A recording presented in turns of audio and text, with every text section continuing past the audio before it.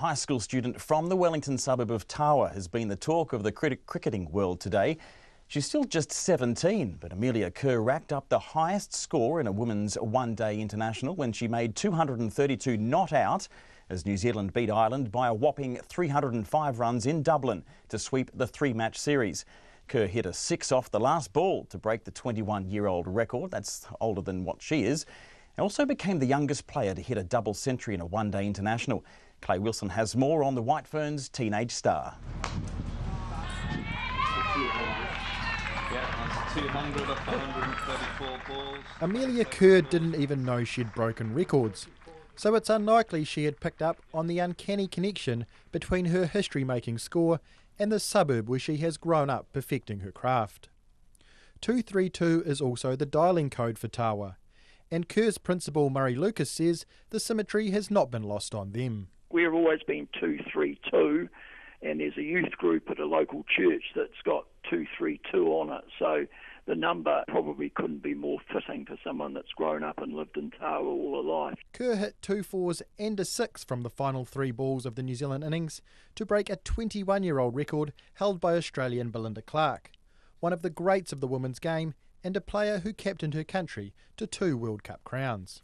It wasn't until after her astonishing innings, though, that Kerr came to learn the calibre of the player she had overtaken in the history books. I wasn't born till 2000, but I didn't actually know who Belinda Clark was until I came off the field and the team told me, so it's very special and I'm very humbled and it's pretty surreal. It hasn't really sunk in yet. Kerr had only just turned 16 when she burst onto the international scene as a spin bowler.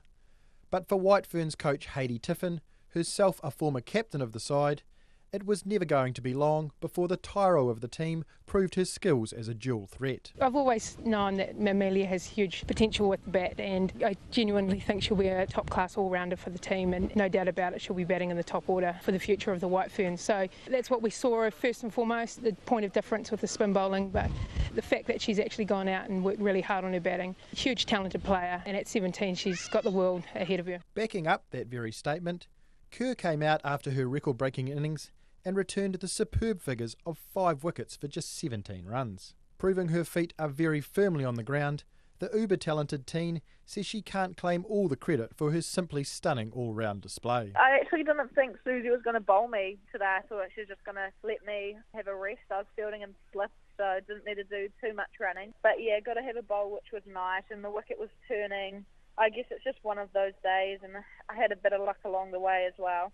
That humble nature and her success, Tawa College principal Murray Lucas says, is a product of growing up in a place where community and family play a leading role. The daughter of former Wellington representative Robbie, Kerr's grandfather is a former principal at the school, her grandmother the former head of music, and her aunt and uncle both current teachers. Just 3 days ago, former Tawa College pupil Sophie Devine hit the fastest century in the history of women's one-day internationals. Lucas says a text school prefect Kerr sent him when the team arrived in the UK epitomises what makes her such a remarkable young woman. She said, arrived in England yesterday and off to Ireland tomorrow. Hope you enjoy your long weekend and get a little bit of a break. And that's just typical of her. All my teachers have been amazing and have made it very easy for me to balance my schoolwork and cricket without having any stress. So that's the other thing that I would love to bring out, that here's someone on the top of the world, but she still is disciplined and determined with her studies. Her participation alongside the world's best players in the English T20 League means Kerr won't be back at school for a while. When she does eventually return, Lucas says there will only be one person who won't revel in her record-breaking feats. She won't be back till middle of term 3, but certainly will be recognising her. But the person that would most dislike that will be Amelia herself. Mō te hōtaka o te ahi pōnei, ko Clay Wilson aho.